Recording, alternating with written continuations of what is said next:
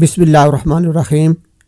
मेरे मोहतरम सामीन कराम, एक मरतबा का जिक्र है कि एक सुनार काफ़ी सारे मोती लेकर एक सफ़र पर रवाना हुआ।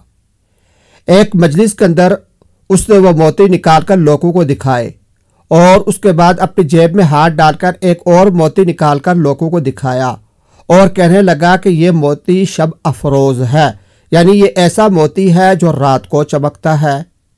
ये कहकर वो अपना सामान समेटने लगा, मोती वगैरह उठाए। उसी मजलिस के अंदर एक चोर भी मौजूद था। उसने जब ये कीमती मोती शब अफरोज़ रात को चमकने वाला मोती देखा तो उसने अपने दिल ही दिल में ये इरादा कर लिया कि ये मोती मैं इससे चुराऊंगा। वो उस सुनार के पास आया और उससे आकर कहने लगा कि आप कहाँ का इरादा रखते हैं, कहाँ जा रहे हैं? सुनार बोला कि मैं बम्बई जा रहा हूँ। तो इस पर वो चोर कहने लगा कि इत्तेफाक देखे कि मैं भी उधर ही जा रहा हूँ, चले हम यूँ करते हैं कि दोनों इकट्ठे चलते हैं। सुनार समझदार आदमी था, वो समझ गया कि ये मेरा हम सफ़र नहीं बल्कि ये इस मोती के चक्कर के अंदर है। बहरहाल सुनार ने उस चोर से कहा कि ठीक है, हम साथ चलते हैं।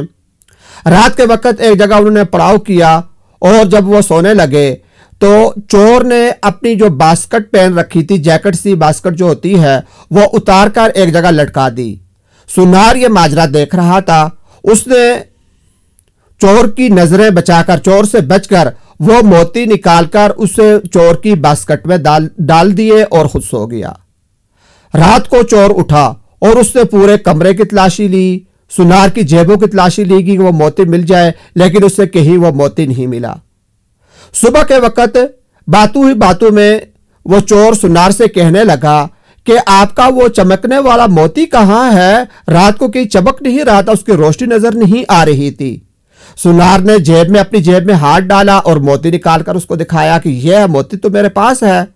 वो चोर बहुत हैरान हुआ कि मैंने इसकी जेब को अच्छी तरीके से तलाश किया था, इसकी जेबों की तलाशी ली थी, लेकिन मुझे मोती नहीं मिला। बहरहाल उसने सोचा कोई बात नहीं, अगली रात, आज वाली जो रात है, इस रात को मैं ऐसा करूंगा, ये मोती इसकी जेब से निकाल लूंगा। दूसरी रात भी सुनार ने ऐसा ही किया। अब वो मोती उस चोर की बास्केट की जेब में डाल दिए और सुबह के वक्त उसकी नजर बचाकर निकालकर अपने पास रख लिए। और ऐसा ही दूसरे रोज भी हुआ।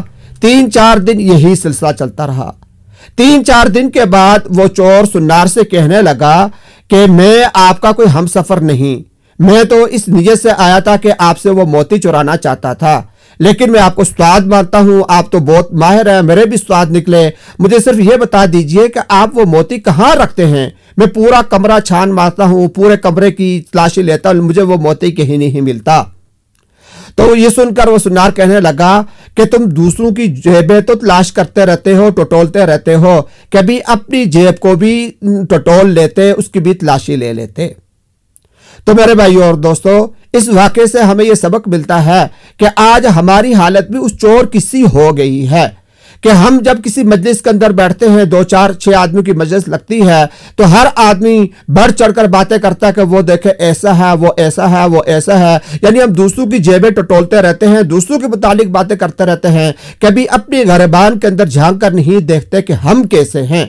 अपने बारे में कोई नहीं सोचता। उस चोर की तरह कि वो सुनार की जेबों की तलाशी लेता रहा, लेकिन उसने अपनी जेब की तलाशी नहीं ली। इसी तरीके से हम अपने गहरबान के अंदर अपनी बात को नहीं देखते कि हम क्या करते हैं और दूसरों को देखते रहते हैं कि दूसरे क्या कर रहे हैं। हमें इस बात से मना किया गया है, हमें तो इस बात का मुकल्लफ बनाया गया है कि हम सिर्फ अपने आप ही को देखें, अपने गरबान में अपने अयूद को देखें, अपने बातों को देखें, दूसरी की तरफ तो नजर होनी ही नहीं चाहिए। और इसी के अंदर कामयाबी है और यही हमारे इस्लाम का तरीका है और इसी का हमें हुक्म दिया गया है। अल्लाह तबारक व तआला हम सबको इस पर अमल करने की तौफीक अता फरमाए।